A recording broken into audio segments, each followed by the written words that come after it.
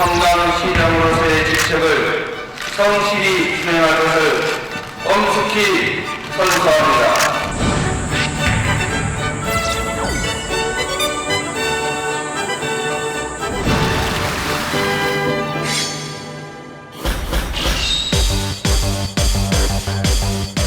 이재명 지사의 아들이 직원으로 근무하고 있다고 합니다. BBK보다 심하다. 화천대유는 누구 겁니까? 갑자기 무슨 화천대유 뭐 이런 데 전 최근에 알았어요. 저한테 물을 게 아니고 그 투자자들한테 물으세요.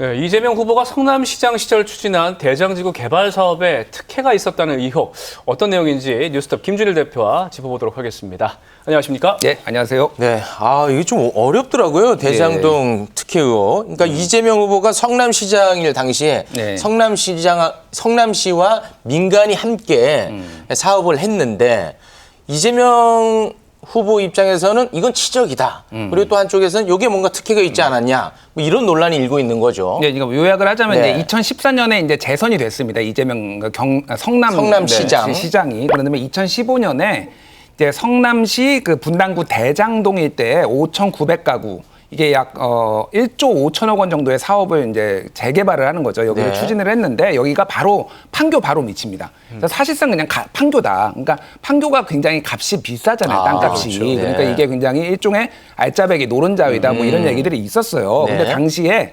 화천대유라는 자산관리 업체가 참여를 했는데 이후에 이 화천대유가 막대한 수익을 벌어들였다.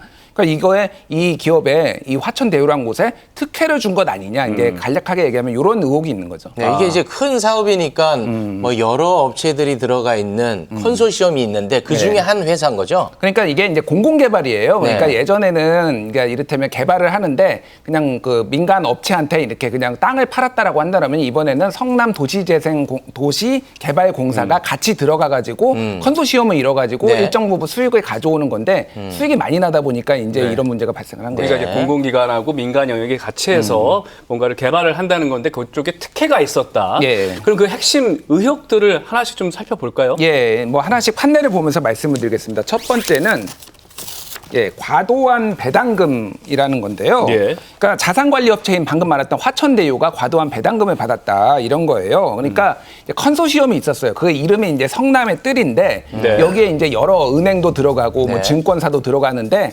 자산관리업체도 무조건 이제 들어가게 돼 있어요. 그래서 이 화천대유가 들어갔는데 자본금 5천만 원 그리고 이 성남의 뜰의 지분의 1%였습니다. 네. 그러니까 50%는 성남도시개발공사가 가져가고 네. 나머지는 뭐 6%, 8% 이런 식으로 다 가져간 거예요. 참여자가. 근데 1%를 가져갔어요.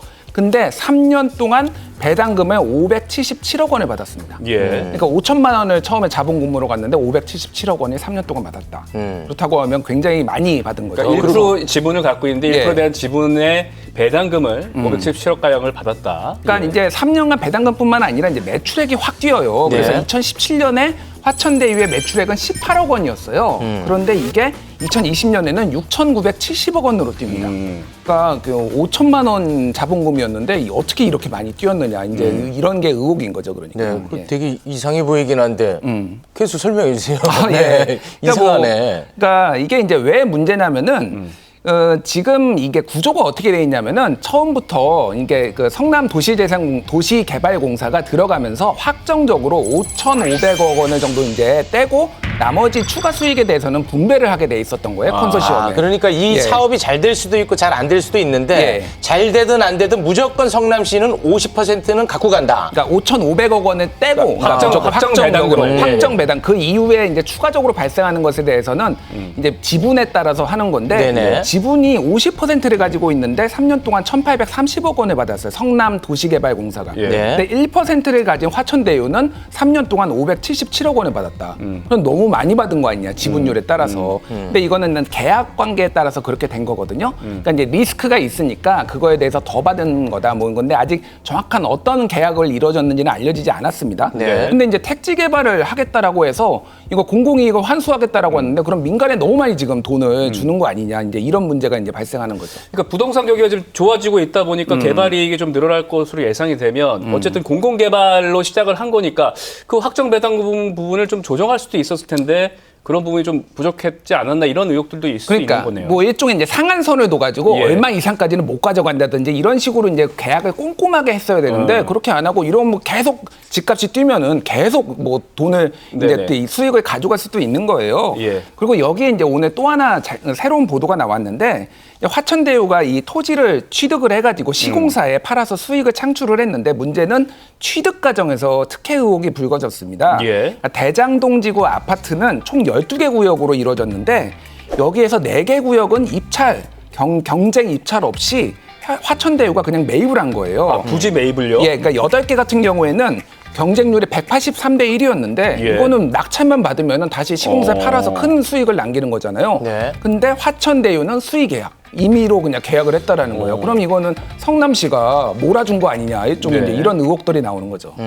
그러니까 이제 컨소시엄이 이제 성남의 뜰이 선정이 됐고 거기 안에 화천대유가 들어가 있는데 뭔가 좀 큰 경제적 이익은 얻은 것 같다는 느낌이 좀 드네요. 예, 예. 요 부분에 대해서 성남도시개발공사에서는 어떤 입장을 내놨습니까? 요것에 대해서는 그냥 협약사항일 뿐이다라고 자세하게 설명은 안 했어요. 수의 왜 계약 수의 부분은? 계약을 네. 했는지에 네. 대해서는 자세하게 네. 얘기를 안 했습니다. 네. 이제 두 번째 이제 네. 그 의혹에 대해서는 화천대유의 선정 배경이 무엇이냐라는 선정 배경이요? 거예요. 그러니까 이게 화천대유가 언제 생겼냐면은 2월 6일에 생겼는데 이게 이 사업 공모가 나기 일주일 전입니다. 갑자기 그러니까 뭐 소위 말해서 급조된 거예요. 그러니까 회사가. 근데 이제 화천대유 측에서는 회사는 급하게 만들어졌지만은 거기에 참여한 사람들이 다 전문가다. 이 업계에서 잔뼈가 굵은 사람들이기 때문에 우리를 보고 이렇게 선정이 된 거다라는 건데 사실 조금 의아하죠. 뭐 여기에 뭐 보험사, 증권사 이런 데들이 다 들어왔는데 아무리 개개인이 뛰어나다고 해도 일주일밖에 안 되는 회사를 덜컥 이렇게 컨소시엄에 넣어줘가지고 여기 됐다? 이게 좀 이제 잘 납득이 안 되는 거죠. 그 컨소시엄에 들어간 게 문제인 거예요? 만약에 문제가 있다면? 네, 그렇죠. 그러니까 어떻게 일주일밖에 안 된 회사가 들어갔느냐. 그리고 네. 이게 작은 것도 아니고 1조 원이 넘는 그 엄청난 규모의 이제 개발 네네. 공사잖아요. 네. 그러니까 이거는 민간 사업자를 했을 때는 더 신중했어야 되는 거 아니냐 이런 네. 얘기들이 나오는 거죠. 근데 이제 뭐 신생업체라고 그래서 뭐 이런 큰 규모의 개발 사업에 참여를 못하라는 법은 없으니까. 그렇죠. 근데 예. 과거에 이런 전례가 있었느냐, 그리고 어떻게 이 화천대유가 여기 사업에 들어갈 수 있느냐, 이 부분이 좀 중요해 보이는데요. 그렇죠. 그러니까 그거는 이제 컨소시엄에 같이 참여시킨 업체들이 이제 그거는 뭐 해명을 해야 돼. 예. 설명을 해줘야 할 부분인데 그거는 아직 이제 뭐 언론 보도가 아직 따로 나오지는 않았습니다. 어쨌든 근데 이례적이다. 네. 일주일밖에 안 되는 회사가 들어간 것은 이런 큰 공사에 그런 거고요. 또 이제 세 번째 의혹은 화천대유와 유착이 있는 것 아니냐 이제 이런 내용이에요. 어디와의 유착이죠? 이제 이재명 지사와의 유착이죠. 네. 이 화천대유의 그 지분을 100% 가지고 있는 사람이 언론사에 있는 기자였습니다. 지금은 얼마 전에 퇴직을 했어요. 네. 근데 이 기자가 2014년에 그러니까 성남시장 재선에 성공한 이재명 시장을 인터뷰를 했어요. 네. 그리고 그 7개월 뒤에 이제 이 공사가 난 겁니다. 그래서 언론사 기자가 이런 업체의 사장, 100% 지분을 가진 사장으로 있는 것도 이상하고 약간 그리고 이런 데 참여를 하게 된 거 이런 것도 이제 명확하지 않다라는 건데 이재명 지사는 뭐 이 인터뷰 이후로 만난 적도 없다, 특혜를 준 적 없다 이제 이렇게 해명을 했죠. 뭐 기자랑 정치인이 인터뷰하는 건 너무 이제 흔한 일이니까 예. 요거는 조금 과해 보이네요. 현재로. 근데 이제 기자가 이 자산관리 업체 대표가 된 것도 좀 이상하긴 해요. 그거는 조금 사실. 뭐 그럴 수 있겠습니다만. 네. 그리고 이 야당에서는 이재명 후보의 아들이 이 화천대유에 근무했다라는 의혹을 밝혔는데 이거는 의혹이 사실이 아닌 걸로 네, 아니고 밝혀졌다고요? 강하게 이제 부인을 예. 했습니다. 일단 그래서 아닌 걸로 이제 그거는 확인해 봐야 되는데 일단 아니라고 일단 해명을 했으니까 그건 네. 맞을 것 같아요. 아닌 건지. 네. 알겠습니다. 자, 논란이 일자 이제 이재명 지사가 즉각 기자회견을 열고 입장을 밝혔는데요. 그 기자회견 영상 함께 보고 오겠습니다. 대장동 개발 이익 중에서 5,503억 원 상당 환수했습니다.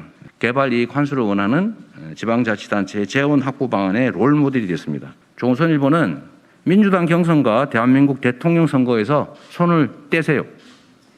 정치 개입하지 마십시오.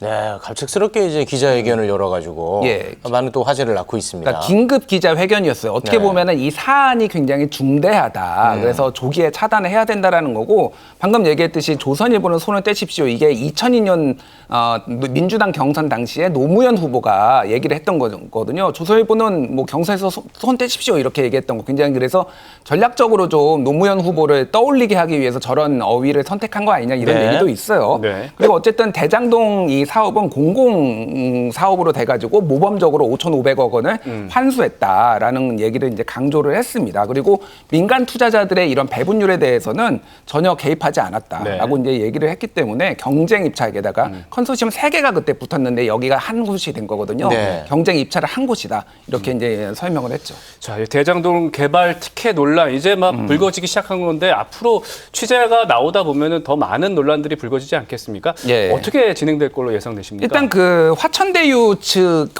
그 회사에 이게 어떤 정치인들의 자녀들이 지금 한동안 근무를 했었다 이런 것들이 오늘 언론 보도로 예. 막 나오고 네. 있어요. 그리고 거기에 고문으로 있던 분이 유력 변호사다. 그러니까 이거 자칫하면 게이트로 번질 수도 있고요. 네. 또 하나는 이제 그 화천대유 말고 SK증권도 배당을 많이 받았거든요. 네. 근데 SK증권에 사실상 이게 SK증권이 받은 게 아니라 거기에 투자자들이 펀드 형식으로 가져간 거예요. 네. 그게 한 3천억 원이 좀 넘습니다. 예. 근데 이게 누구냐 지금 이런 것들이 의혹이 나오고 있거든요. 그러니까 이게 뭐 알만한 사람, 뭐 측근이 받아간 거 아니냐 그런 것들이 이제 향후에 좀 쟁점으로 될 가능성이 있는 거죠.